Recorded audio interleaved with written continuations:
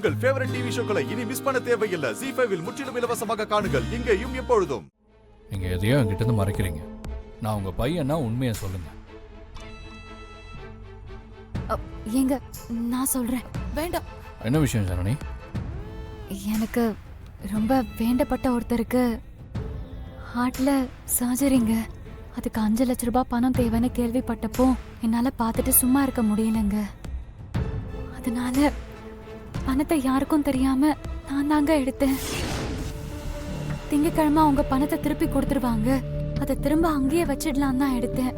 ஆனா அதுக்குள்ள என்னென்னமோ நடந்துருச்சு. அம்மா பணத்தை அவங்க தான் எடுத்ததா சொல்லுவாங்கன்னு நான் சத்தியமா எதிர்பார்க்கல. தப்பு என்னோடதுதான். நான் தான் தப்பு பண்ணது. என்ன மன்னிச்சிருங்க. என்ன சொல்ற ஜனனி? என்னால் நம்பவே முடியல. நீ பணத்தை எடுத்த? ஏன் ஜனனி என்கிட்ட சொல்லியிருந்தா நானே பணத்தை ஏற்பாடு பண்ணி உடனே ஹாஸ்பிட்டல் போய் கட்டிருப்பேனே. உங்களை கஷ்டப்படுத்த கூடாதுன்னா நான் எதுவும் சொல்லல. ஜனனி, நீ எனக்காக மலேசியாவில இருந்து அங்க வாழ்ந்த வாழ்க்கையை விட்டுட்டு அங்க கூட இருந்த ஃப்ரெண்ட்ஸ் எல்லாம் விட்டுட்டு வந்திருக்க. எனக்கான இந்த உதவியை கூட செய்ய மாட்டேனா? ஏமா உனக்கு ஏமா நம்பிக்கை இல்லையா? அப்படிலாம் இல்லைங்க ஜனனி, நீ என்ன நம்பலாம். என்கிட்ட நீ எதையும் மறைக்க வேண்டியது இல்லை, சரியா? எதுவா இருந்தாலும் நீ என்கிட்ட சொல்லலாம். எதுவா இருந்தாலும் சொல்லலாமா? எந்த உண்மையை சொன்னாலும் என்ன தப்பா நினைக்க மாட்டீங்கல்ல? ஜனனி, நீ என்கிட்ட எதையும் மறைக்காம உண்மையை சொல்லலாம். சொல்லு. சரி, நான் உண்மையை சொல்லிடுறேன். நான் ஜனனி கிடையாது. என் பேரு துளசி. உங்களுக்கு ஞாபகம் இல்லைங்கிறதுனால நான் போய் சொல்லி உங்க மனைவி ஜனனியா நடிச்சு உங்க எல்லாரையும் நான் ஏமாத்திட்டு இருக்கேன்.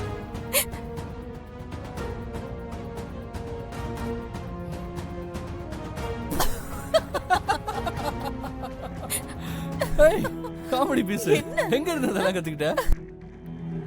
நம்ம கிட்ட என்ன கதையெல்லாம் கேட்டு பாருங்க. வேற என்ன கதையெல்லாம் வச்சிருக்க? நான் உண்மையை தாங்க சொல்றேன்.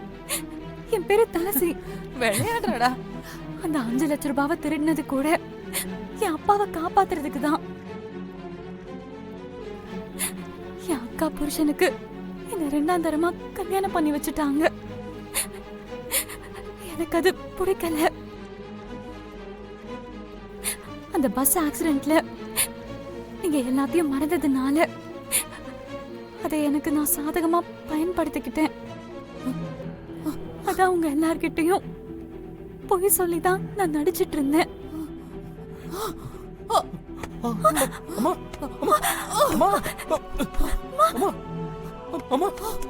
கண்ணு தூரமா? அம்மா அம்மா அம்மா இங்க பாருமா. ஜனனிக்கு பார்த்து நீ பொய்யாவது சொல்லி வாழ வேண்டியதானே? அம்மா அம்மா கண்ணு தூரமா?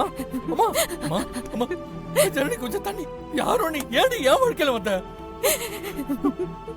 அம்மா அம்மா என்ன பாருமா ப்ளீஸ்மா. ஜனனி ஜனனி, நான் பாட்டுக்கு பேசிக்கிட்டே இருக்கேன், நீ எதையோ வச்சுட்டு இருக்க. என்னாச்சு?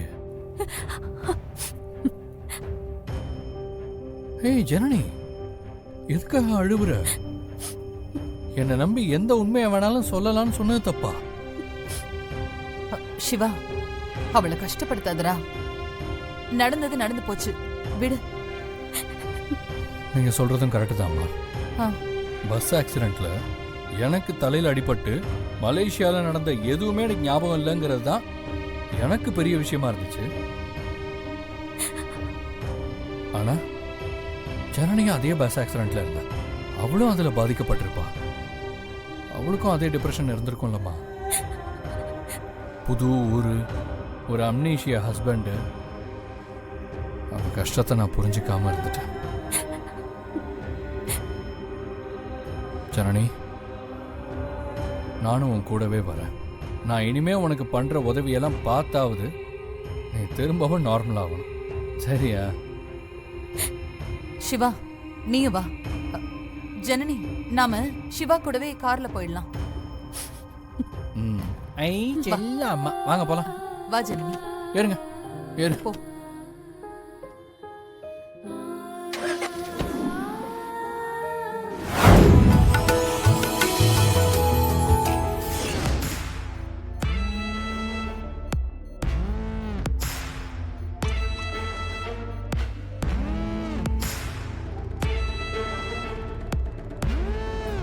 அம்மாடி ஜனனி, இந்த பெரியவரை நான் எங்கேயோ பாத்திருக்கேனே.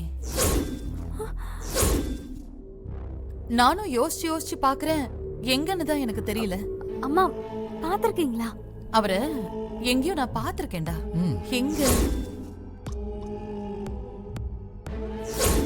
ஆ, ஆ, அம்மாடி, அன்னைக்கு பெட்டி எடுக்க நம்ம போலீஸ் ஸ்டேஷன் போயிருந்தோம்ல, உனக்கு ஞாபகம் இருக்கா?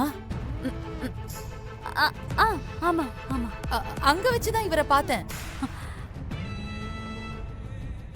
ஆமா, அன்னைக்கு இவர் பொண்ணை காணோம்னு சொல்லி அழுதுகிட்டே இருந்தாரு. இவரை பார்த்ததுக்கு அப்புறம் தான் சிவா எனக்கு ஞாபகமே வருது. இந்தாங்க, இதுல இருக்க மெடிசின்ஸ்லாம் கொஞ்சம் சீக்கிரமா வாங்கிட்டு வந்துருங்க. சரி, ஓகே. இரு அம்மா, நானும் இவ கூட போய் மெடிசன் வாங்கிட்டு வந்துடுறேன். அதுக்கு எதுக்குமா என்னெல்லாம் கேட்டுக்கிட்டு? நீ போயிட்டு வாமா. போயிட்டு வா. வா. அக்கா, இதுல இருக்க மெடிசின்ஸ் எல்லாம் கொடுத்துருங்க. ஒரு நிமிஷம்.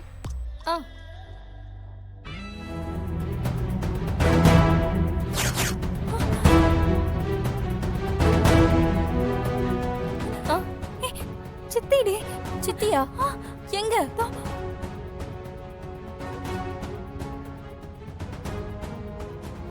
ஐயோ, இவங்க ஏன்டி இங்க வந்தாங்க? நான் ஃபோன் பண்ணிட்டு தானே வர சொன்னேன். அதுக்குள்ள வந்துட்டாங்க.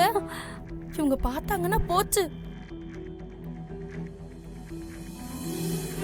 நீ வா போலாம். நீ கூட வா. இங்க வா.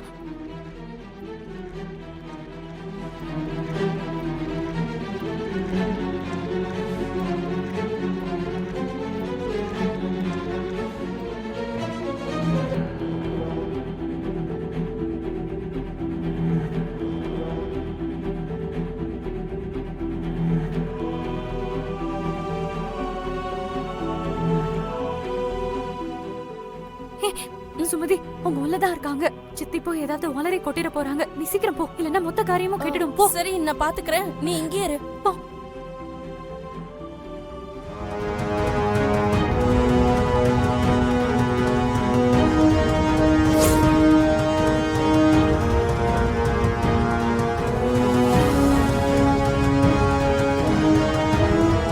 ஐயோ, என்ன ஆச்சு?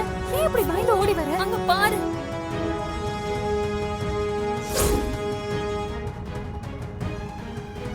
ஐயோ, இவன் எப்படி இங்க வந்தா? தெரியல துளசி. சித்தி அப்பாக்கு உடம்பு சரியில்லை, அட்மிட் பண்ணணும்னு இவங்கிட்ட தான் பணம் கேட்டாங்க. கொடுக்க முடியாதுன்னு சொல்லி அனுப்பிட்டான். இப்ப எதுக்கு வந்திருக்கான்னு தெரியலையே. ஜீ5 ஆப்பை டவுன்லோட் செய்து அனைத்து எபிசோடுகளையும் இலவசமாக பாருங்க.